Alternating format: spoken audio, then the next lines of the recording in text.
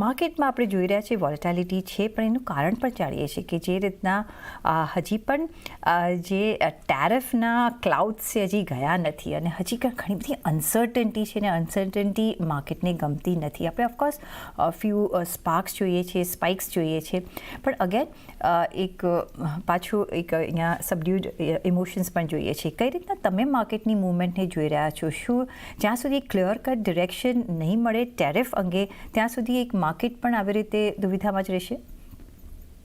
I think the worst of the negative, એટલે જે સૌથી ખરાબ વસ્તુઓ હતી, they are already behind us. In the sense, અગર તમે ડોલર ઇન્ડેક્સ જો, અગર તમે યુએસ બોન્ડ yieldસ જો, અગર તમે ઇન્ડિયાનું ઇન્ફ્લેશન પ્રિન્ટ જો, અગર તમે ગ્લોબલી ક્રૂડ પ્રાઇસીસ જો, તો જે મેજર ટ્રિગર્સ છે એ લોકો ઓલરેડી બોટમ આઉટ, એટલે they are already corrected meaningfully, and that is all a positive for India. When I look at FII flows, that was the big negative for India for say 8 to 10, 12 months. That is also now not a negative anymore. So from a foreign flows perspective, from a domestic macro inflation growth perspective, from crude oil, DXY, and dollar perspective, I think overall macro cues are improving meaningfully. એટલે macro uncertainty now is only two things. Of course, the geopolitical tensions that are now India is a part of, and biju, of course, the trade war or the tariff clarity. તો માર્કેટમાં એક 6 થી 8% recovery rally બી આવી છે અને અમુક uncertainties હજી ઊભી છે, જે મને લાગે છે 40-50 દિવસમાં ઘણું બધું ક્લેરિટી હજી માર્કેટને મળી જશે. અને આની પહેલાના ફેઝમાં માર્કેટને ત્રણ વસ્તુ બહુ હેરાન કરતી હતી. એક તો એક્સેસિવ વેલ્યુએશન્સ, જે ફ્રોથી વેલ્યુએશન્સ આપણે કહીએ, બીજું રિલેન્ટલેસ એફઆઈઆઈ સેલિંગ, અને third was the mid cycle earning slowdown in India. તો આજની તારીખમાં FII selling is no more a negative. Frothy valuations is no more a concern, કારણ કે વેલ્યુએશન ફ્રોથ ઘણો ઓછો થઈ ગયો છે. મારા હિસાબે Nifty is no more expensive. પહેલા બી સસ્તી હતી, હવે બી સસ્તી જ છે હજી બી. મિડ કેપ, સ્મોલ કેપમાં 40% premium to long term averages હતું, જે હવે 15-18% પ્રીમિયમ પર આવી ગયું છે. Large cap still trades at a discount of 10 to 12% to long term averages. તો મારા હિસાબે growth is recovering, liquidity triggers are positive, and excessive valuation froth is out. Having said that, India is very well placed globally compared to some of the other markets to navigate the post-tariff world, so to say. And India is also well placed from a domestic macro perspective. So my view is that yes, there will be volatility, there will be consolidation, એક relief rally આવી ગઈ છે, પણ અહીંયાથી next 12 મહિનામાં મને એવું લાગે છે કે India will be the relative outperformer in world equity markets.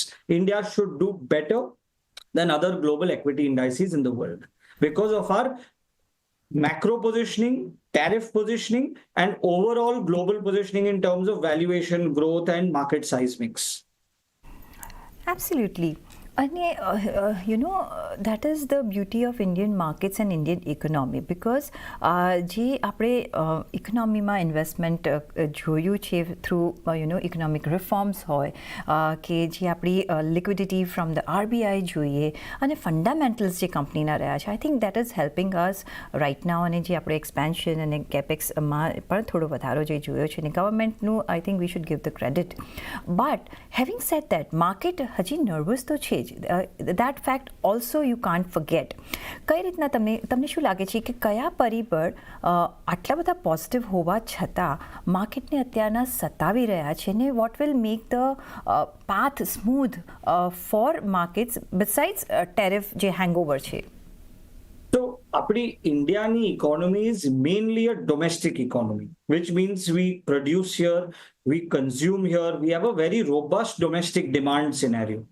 તો ટેરિફના લીધે અમુક સેક્ટર્સમાં ઇમ્પેક્ટ થશે, પણ ઘણા બધા સેક્ટર્સ રેઝિલિયન્ટ પ્રૂવ કરશે. અને even after ટેરિફ્સ, our game is only to focus on relative positioning in the tariff world. હવે ચાઇના પર અગર X% હોય, વિયેટનામ પર X-10 હોય, તાઇવાનમાં X-20 હોય, if India is X-30, we are still good.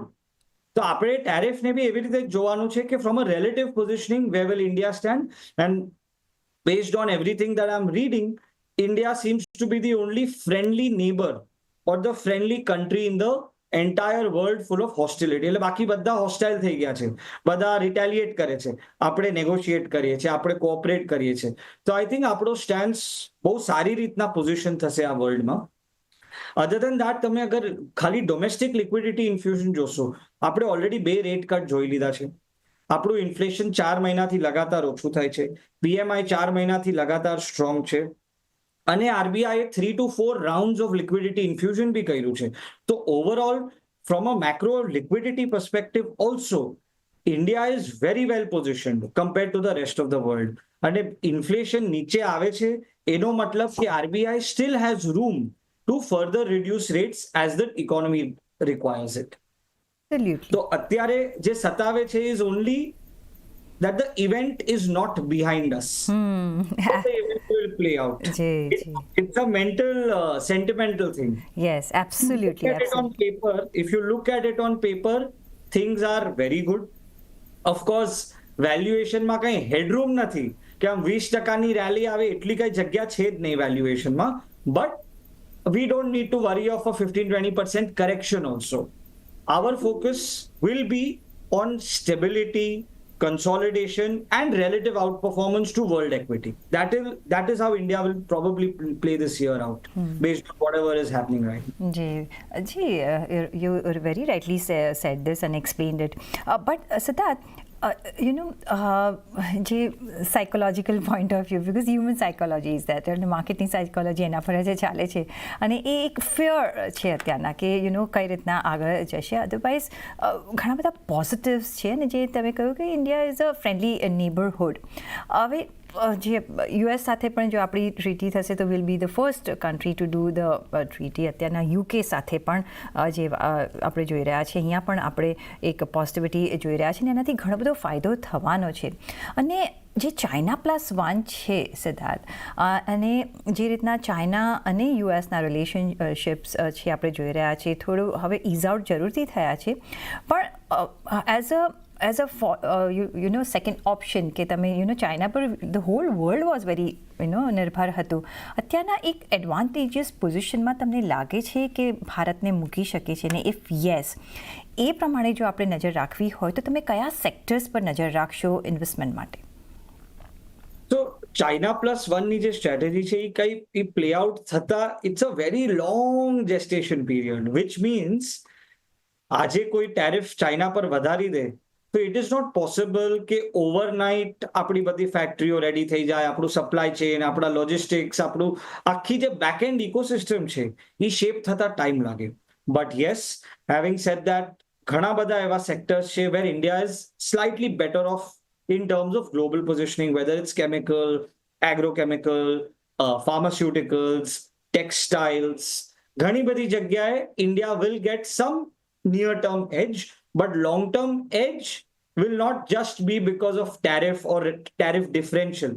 Long-term edge will only come with significant capex, significant investment in back-end infrastructure, manufacturing capacity, automation, and process-based automation. ચાઇનામાં ઘણી બધી factories fully automated થઈ ગઈ છે આજની તારીખમાં. તો આપણે બી એ લેવલ પર પહોંચવા માટે એક જર્ની, ફિઝિકલ જર્ની કવર કરવી પડશે over the next couple of years, which will position us there. But I believe these are some of the sectors that India can do better. Metals also, of course. So metals, pharma, chemical, agrochem, ઘણા બધા સેક્ટર્સમાં એક near term એજ ઇન્ડિયાને મળી શકે છે.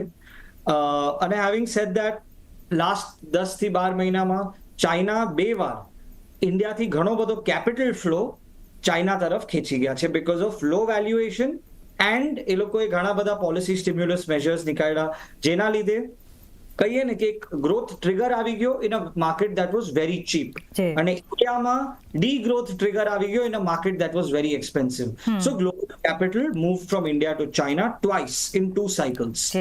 હવે with this, I think growth and capital both will be affected towards China. So Chinese growth could also be slowing down, and capital flows towards China could also be slowing down, which again puts India in an advantage.